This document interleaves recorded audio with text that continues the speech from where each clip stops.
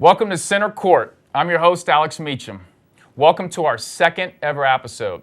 So the first episode that we had last week, we got a lot of great feedback. And if you want to view the show from last week, go on to ac-tv.org. Scroll down to our YouTube channel, the bottom left. You can watch every episode that we ever do via that. Now, if you want to get in touch with us, give us any type of feedback, please give us a shout on our social media. Instagram and Twitter are the two ways you can get a hold of us, along with email. Our Twitter and Instagram handle are @CenterCourtTV.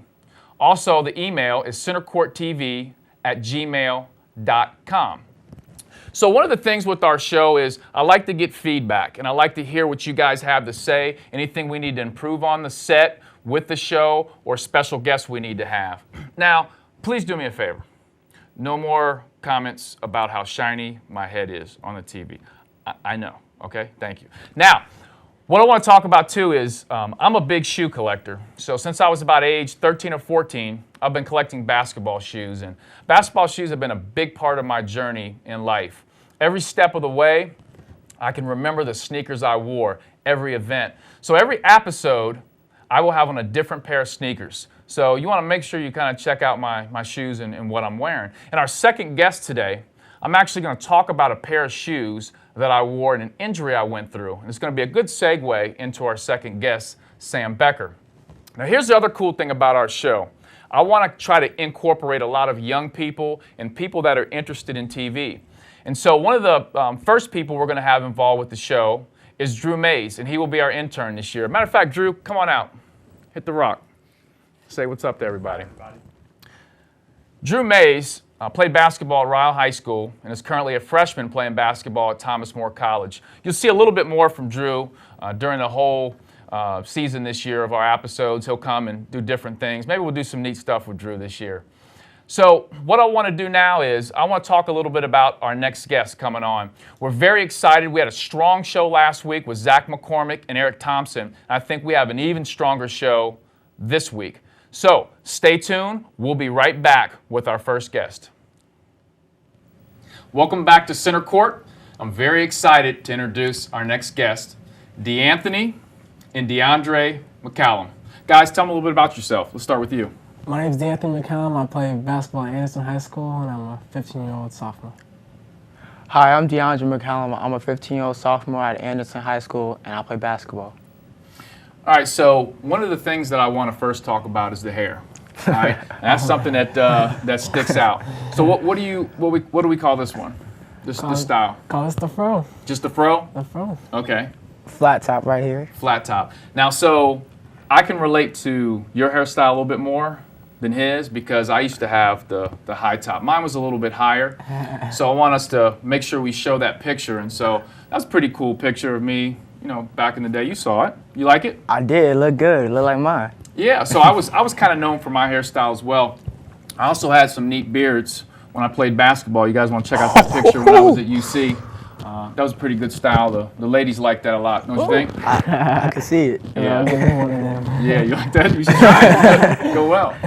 So you guys are triplets.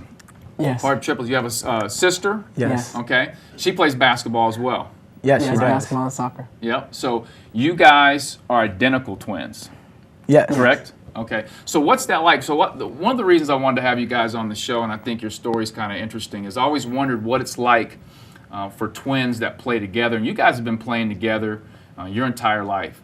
And you guys, I want to know, do you have a sense for each other where you're on the court, like you know he's going to cut here? And so how does that work? Let's start with you, DeAnthony. It's sort of like that. I mean, we all know each other's strengths and weaknesses, and we know how to play with each other to boost both of our talent level during basketball games. Sure. So we know. How do you feel? I feel the same way. Like, I know what he's going to do before he even does it sometimes. Like, I can give him a no-look pass when he's cutting. He'll catch it and go, lay it up or dunk it. Absolutely. So who's better? Oh, we complement each other really well when we play. You answered that kind of cool. Yeah. Who's better? Well, What do you think? I honestly think we're different players. Okay. So That's like, fair. I do one thing, he What do does you do? another thing. Like, I'm more of a small big man. I'll post up, face up, sometimes take it to the hole. Okay. All right. What's your style? More of a playmaker, so to speak. I score buckets. Occasional pass to DeAndre. Occasional. Occasional. Maybe sometimes. Yeah, so I've watched you guys play for a long time, and hopefully our audience at some point, if you check out an Anderson High School basketball game, you'll see these guys out there. Now you have a new coach this year. Yes. How's all that going? Is there Yes. some excitement over there, and what's going A on? lot of excitement. The whole basketball aura has changed. Very new, different environment. Everyone's very excited. Cool. I'm very excited. Like, he's a whole different kind of coach than what we had previously, and I'm excited for what's coming up. Okay, good. So when you guys are playing, and I don't know how it is to coach you guys or what coaches do, when you guys, do they play you a lot at the same time in games? Do you guys have situations where, you don't play as much or you play as much? Does that motivate you also as the second part to that question? If people say he's better than you, does that motivate you? You say, man, he's not going to be better than me. Well, sometimes it does. Like, when he could dunk at one point and I could not, that made me say, hey, I want to go work out so I can go be at the dunk too. Right. So it did motivate me. Good, good. What about you?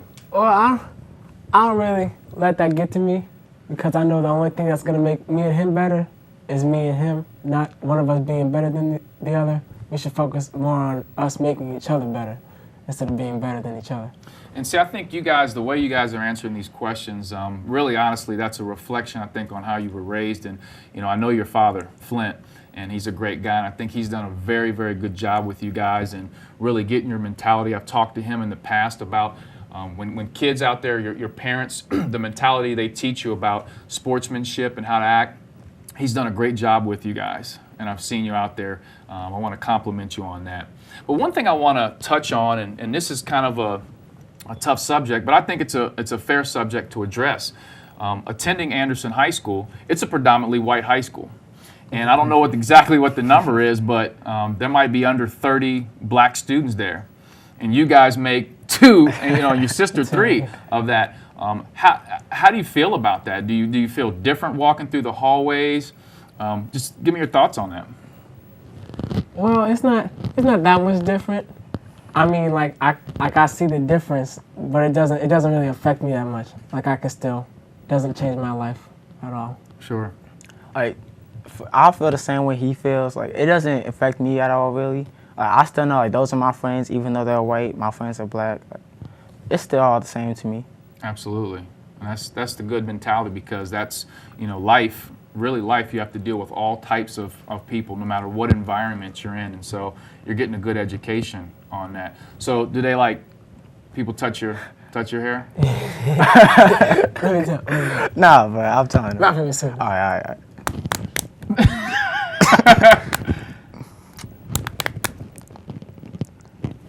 All right, who gets All the right, count? you got it. I got it. Okay. They grab my hair, touch it, pull it. It's bad. I have to fix it all the time. Yeah, that happened to me before. Yeah. And it's going to be very exciting to watch you guys this season, to watch you on the court. I hope the audience has a chance to watch you guys and your new coach. So at the end of every show, though, I like to have everybody sign the basketball. So I want you guys to sign the basketball real quick, and I want to thank you guys for coming on and talking a little bit about your story. So Is this a real ball? Like, that's a good question. Nobody's asked me that. Yeah, that's a basketball actually cut in half. wow. Yeah, you're intrigued by that. I really. So I ask every guest that comes on a Jay-Z trivia question. I'm a huge Jay-Z fan. So I know you guys are younger, but let's see if you can get this question right. Okay. What was Jay-Z's first ever album? Oh, goodness. That's for you. That's for me. That's for you. All right. I think it might have been Reasonable Doubt. Reasonable Doubt. That's right. He got it right. I want to thank DeAnthony and DeAndre for coming on our show today. We'll be right back with our next guest, Sam Becker. Welcome back to Center Court.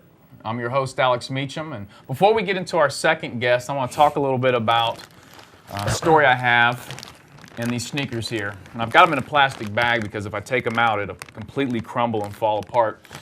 These Air Jordan sneakers, I bought these in San Francisco on the way back from a family vacation. And we had an open gym, pickup basketball.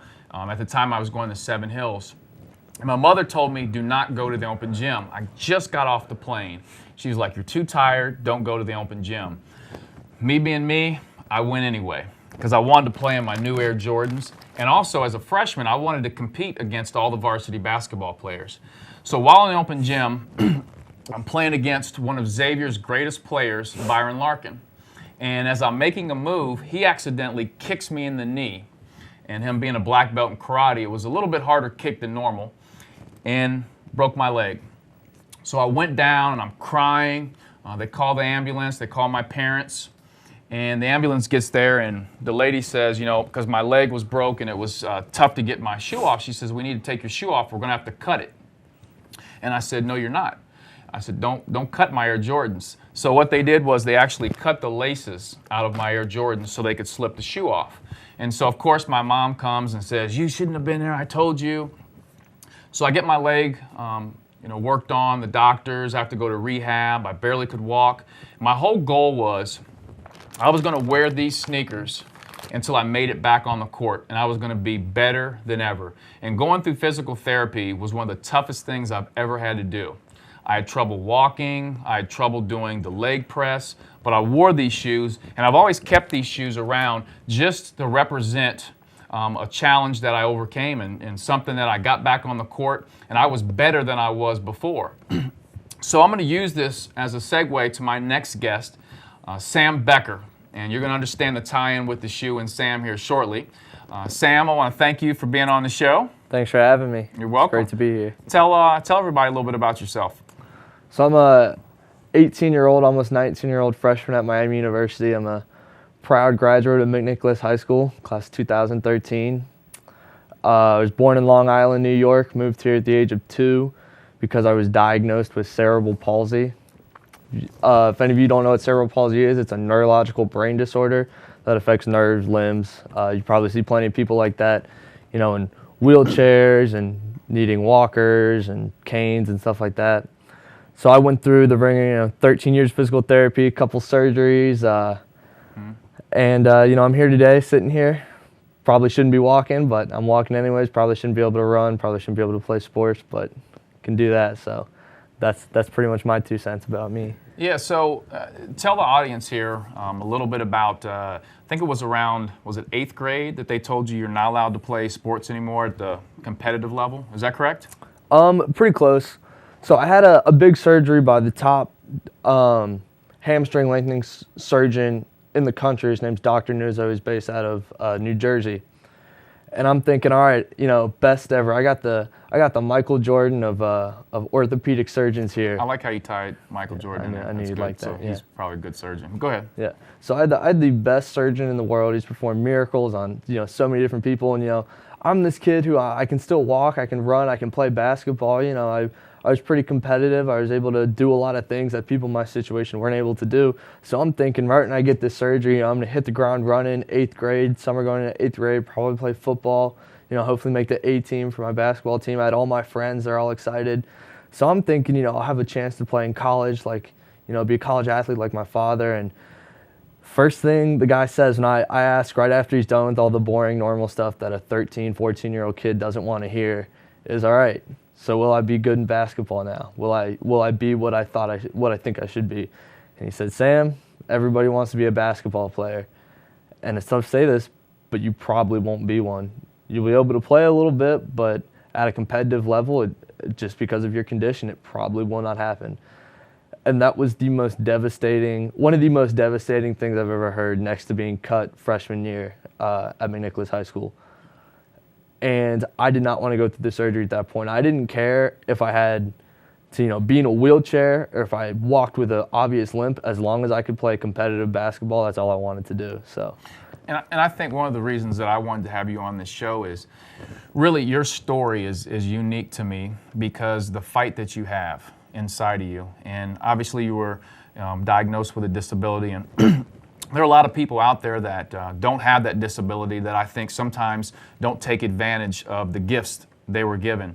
But the one thing about you is your heart, and I think you were the type of guy that when that happened, you didn't say, you know what, forget about it, I'm going to play video games, and you mentally go into this, depression.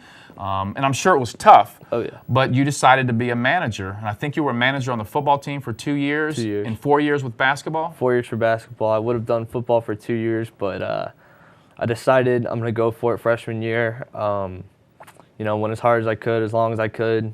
Got cut. They asked me to be the manager and couldn't step away from the game I love. I had all my friends wanting me to still be on the team.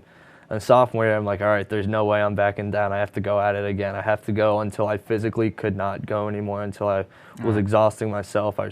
Sophomore year, beginning of sophomore year, summer sophomore year, I'd sleep 4 hours after practice. I would be dehydrated. I'd wake up with hamstring cramps, calf cramps, and there's a point, September 19th of my sophomore year, I had to talk to one of my best friends. Then I went and talked to my coach, and I said, Coach, I can't do this anymore.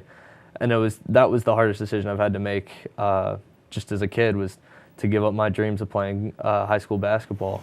So let me ask you this. So there were times that you probably walked away and said, why me? Why is this happening to me?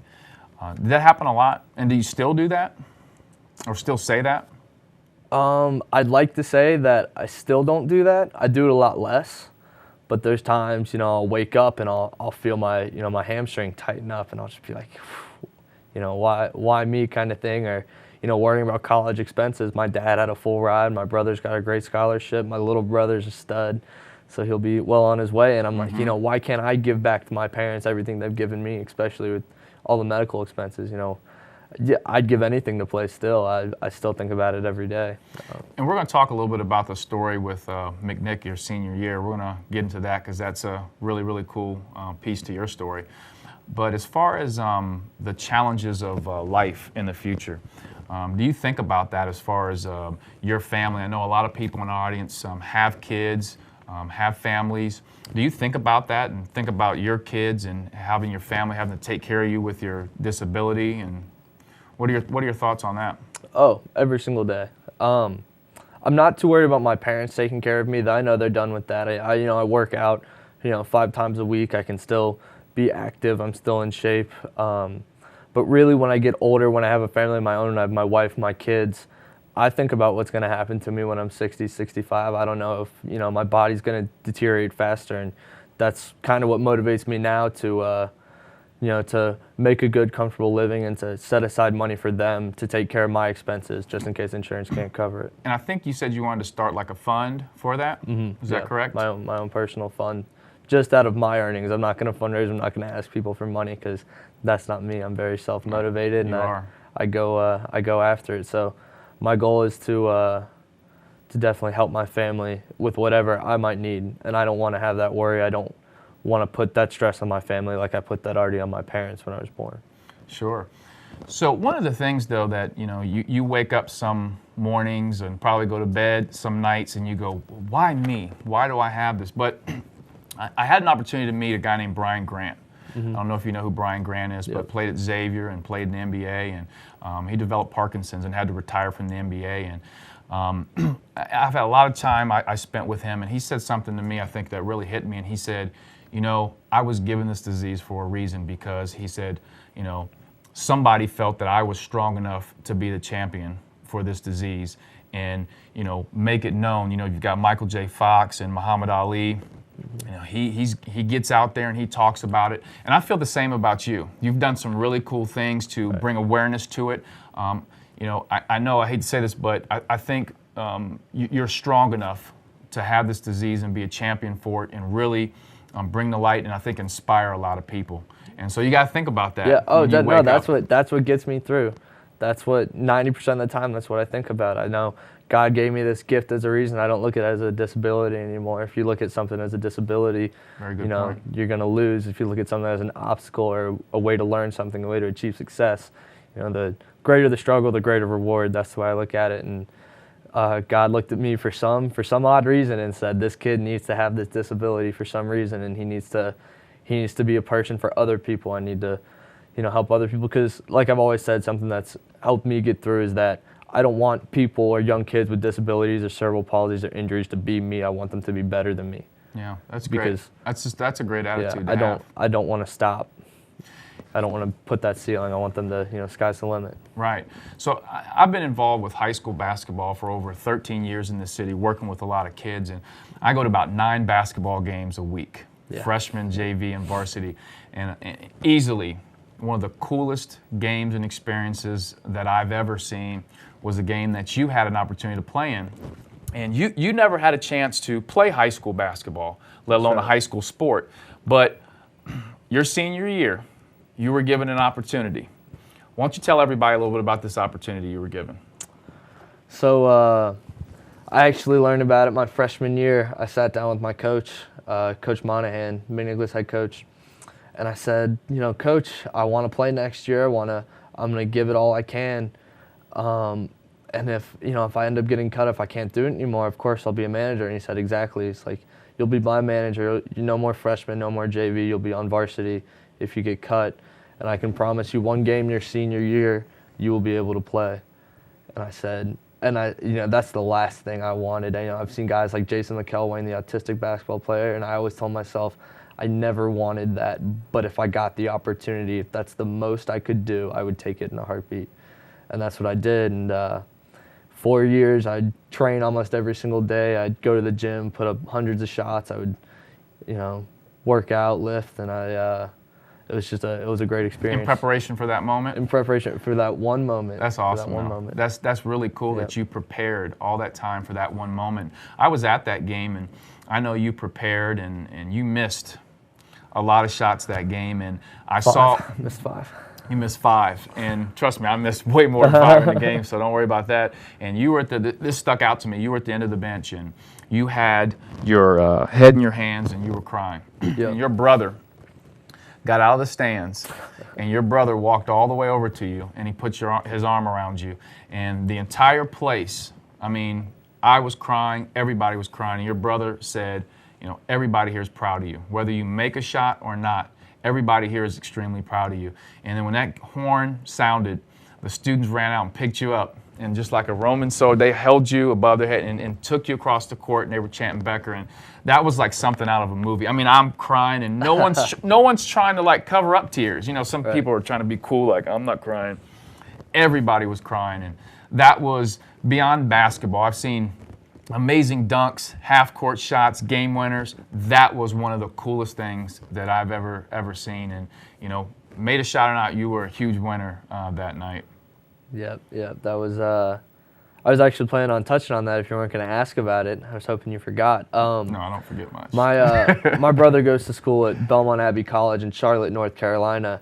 He calls me 2 nights before, and I know he's not coming in. And he says, I'm talking to all my friends who go to Miami University and Cincinnati, all my buddies from high school who I'm really close with, and they're all giving me crap, about the game, saying they're all going, how I'm going to miss it.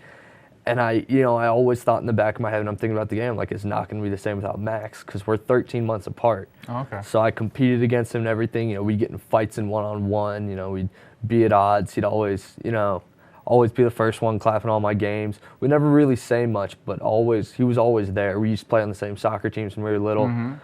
And then he walks in that Monday before the game holding Skyline Chili, coming in and just said, "What's up?" And I just came in and gave him a hug. So cool. That was the most special moment, I think, of that night. At least one of them was just having my brother there. And when he was hugging you and talking to you on the bench, I'm not kidding when I tell you this, there wasn't one person in the gym watching the game. Right. They were focused in on that moment. And I'm sure you'll never forget that. No. And what I overcame with the broken leg, obviously, I keep this shoe, and that's inspired me to keep going. And I've told this story to kids, and that's story has inspired kids to keep working through injuries. But what you've been through and the mentalities you have, you've inspired me. I think our audience out there, I know they're going to be people inspired, and there'll be young people that say, I need to work harder. I mean, what he's been through is, keep in mind, this young man prepared for one moment for 4 years. 5 a.m., 3 days a week. And that's special. Tell them again what time? 5 a.m., 3 days a week. That's pretty early in the morning. Yep, 4 hours, 2 hours shooting, 2 hours lifting. That's real special, and you know I'm very excited to have you on this show, and I really appreciate you coming on and telling your story. And a couple things before you get out of here. One of which I'm going to have you sign the basketball, all right, like everybody does. And also, I get to ask you a Jay-Z question. All right. Because you know Jay-Z's my favorite. So let's see how in tune you are with the news. Oh man. Okay. Jay-Z and Beyonce. Now you know Beyonce's. I know Beyonce. She's pretty good looking. Yeah, she's pretty good looking. Yeah, pretty decent. So they recently had a baby. Oh, damn. What is the baby's name? What's the baby's name? Oh man, I know it's something weird. They pick something weird. Every celebrity. It's picks different, something weird. right? I don't know what It's it a is. color. Is it blue? Blue. It's blue. Like think about things on the wall that come on concrete. The leaf. Blue ivy. Blue ivy. There you yeah, go. You gave that one to me. Got to make sure you know your Jay-Z history. But here's what we're going to do. Actually, we're going to go over to Mercy Healthplex in Anderson here, and we're going to do Meech Madness. All right, Meech Madness I do with every guest, and you're actually unique in that I usually do it with our first segment guest, which usually are players, but we're going to do a shooting contest, and we're going to see if you, DeAnthony, and DeAndre can beat me in a shooting contest. All right. So I want everybody out there, stay tuned. Center Court will be right back with Meech Madness. All right, welcome to the portion of Meech Madness. We are here for a little shooting competition. Now, when I tell you this, these guys right here were discussing a minute ago who's going to finish second, third, and fourth, because I'm winning. But if I happen to lose, the winner gets a pair of the Shining Star Dot Matrix socks. You guys ready? Yeah. Who's going to win? He'll probably. I'm going to win. Let's go.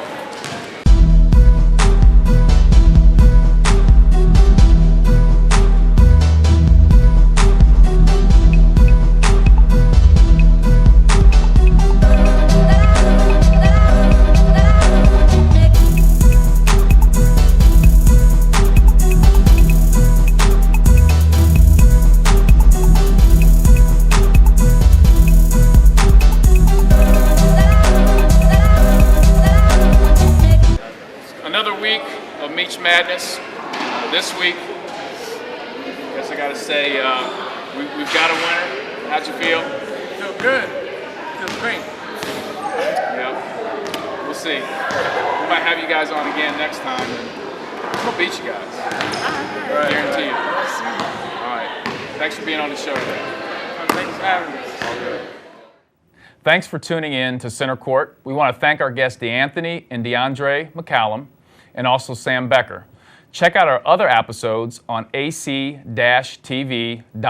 You can click on our YouTube channel. Thanks for tuning in.